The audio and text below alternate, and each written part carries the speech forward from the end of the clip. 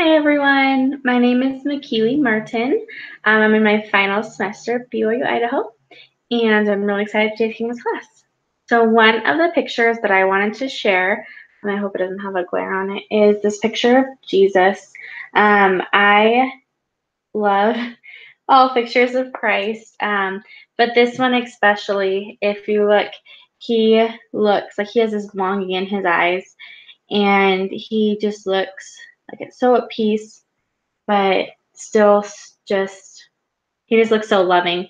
And I have such a strong and loving relationship with my Savior, and I just love that in the picture. He seems longing, and that's kind of how that's how I feel towards him, and that's kind of how I feel like he feels towards all of us.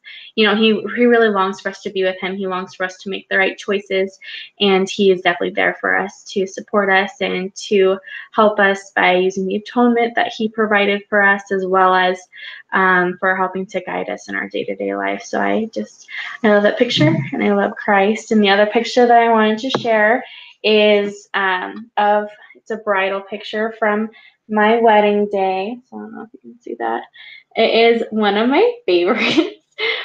Just because if you look at my cute husband, he just has the biggest, cheesiest grin on his face. And every time I see this picture, I'm just reminded of that day and how I was so stressed out because things kept going wrong, and I wanted this and this wasn't here, and it was a crazy time. But he just had the biggest smile on his face, and he's like, "We're married! Like, this is so awesome! This is wonderful! We were just sealed! We created an eternal family!" And he was just so excited all day, and he just had that big cheesy grin on his face all day, and I just really love that. It's one of my favorite pictures. So those are two pictures that I love that I feel like really help to describe who I am at my core. My husband and my Savior are my life. And then going to the talk that we read, and about teaching other people and when it's not face to face, and it was from Elder Bednar, about how we can teach other people online when we're not face to face.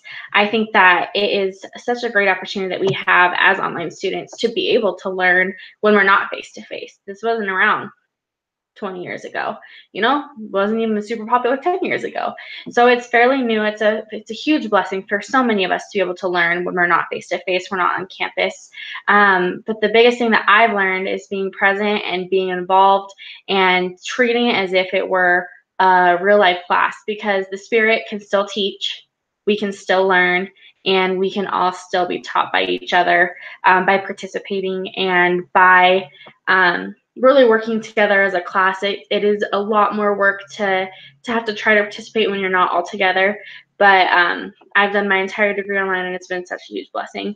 So I'm a big advocate for still teaching and remembering that is one of the models from the teaching model, is to teach one another and to ponder and prove with each other. So we need to make sure that we're involved, and so we can help each other and learn from each other. And I'm really excited for this class.